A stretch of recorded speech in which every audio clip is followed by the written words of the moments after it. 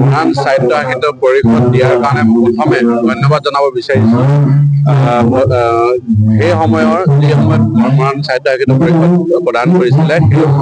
সেই মুখ্যমন্ত্ৰী সৰ্বানন্দ সোণোৱাল ডাঙৰীয়া আৰু সেই সময়ৰ বিত্তমন্ত্ৰী তথা বৰ্তমানৰ মুখ্যমন্ত্ৰী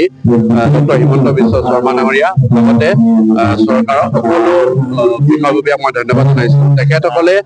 মৰাণসকলৰ দীৰ্ঘদিনীয়া যি আশা আৰু আকাংক্ষা আছিলে এই আশা আকাংক্ষা পূৰণ কৰিবৰ কাৰণে তেখেতসকলে মৰাণ সাহিত্য সাহিত্য পৰিষদ প্ৰদান কৰিছে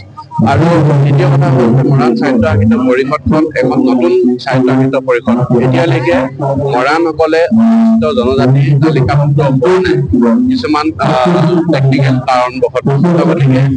সেই সাহিত্য সাহিত্য পৰিষদখন তথাপিও যে তেখেতসকলে ইচ্ছা থকাৰ কাৰণে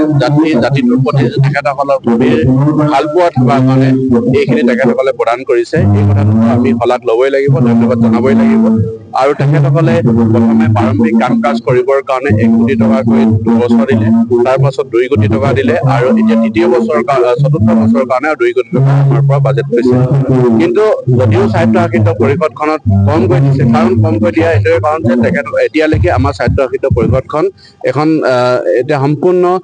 নিৰ্বাচিত এখন এতিয়ালৈকে সাহিত্য সাহিত্য পৰিষদ হোৱা নাই আৰু নিৰ্বাচন অনুষ্ঠিত কৰিবৰ কাৰণে চৰকাৰৰ অক্লান্ত প্ৰচেষ্টা আছে চৰকাৰে বাৰে বাৰে জিলা উপায়ুক্ত ডাঙৰীয়াক হেঁচা প্ৰয়োগ কৰি আছিল আৰু আমাৰ সংগঠনবিলাকক অট'নমাছ কাউন্সিলকো কৈছে আৰু সেইখিনি কাম কৰিবৰ কাৰণে যিহেতু নতুন কাম এটা সেই কামটোত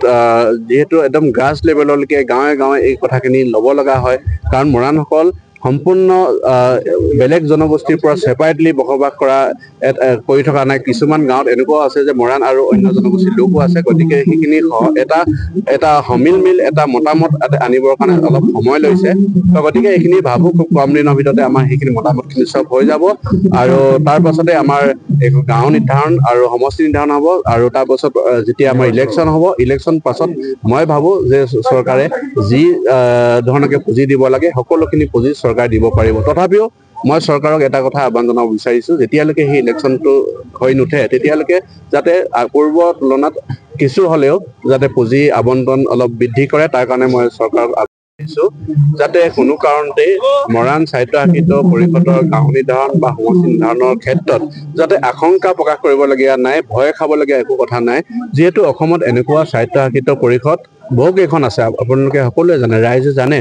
সেই সাহিত্য সাহিত্য পৰিষদবিলাকৰ যিবিলাক নন 6 শিডিউল সাহিত্য সাহিত্য পৰিষদ সেইবিলাকৰ পৰা কোনো ধৰণৰ কাৰো অসুবিধা হোৱা নাই বৰঞ্চ অন্যান্য জাতি জনগোষ্ঠীবিলাকৰ লাভ হৈছে মই ভাবোঁ যে মৰাণসকল এটা উদাৰ জাতি মৰাণসকলৰ আপোনালোকে জানে যে চুকাফা যি সময়ত আহিছিলে সেই সময়ত বড়োচা ৰজা আছিল আৰু এটা বৃহৎ জাতি গঠন প্ৰক্ৰিয়াৰ কাৰণে এটা জাতি এটা ভাষা এখন দেশ প্ৰতিষ্ঠা কৰিবৰ কাৰণে নিজৰ ৰাজ্যখনকে সমৰ্পণ কৰি দিছিল গতিকে এনেকুৱা এটা জাতিৰ মৰাণসকল গতিকে এই মৰাণ সাহিত্য সাহিত্য পৰিষদখনে সকলো জাতি জনগোষ্ঠীকে সামৰি লৈ নিশ্চিতভাৱে সকলো জাতি জনগোষ্ঠীৰ আশা আকাংক্ষা পূৰণ কৰিব সমন্বয় ভাতৃত্বৰ ক্ষেত্ৰত নিশ্চিতভাৱে গুৰুত্ব প্ৰদান কৰিব আগন্তুক সময়ত মৰাণ সাহিত্য সাহিত্য পৰিষদখন এখন মই ভাবোঁ এখন অতি উল্লেখযোগ্য আৰু গুৰুত্বপূৰ্ণ সাহিত্য সাহিত্য পৰিষদ হিচাপে পৰিগণিত হ'ব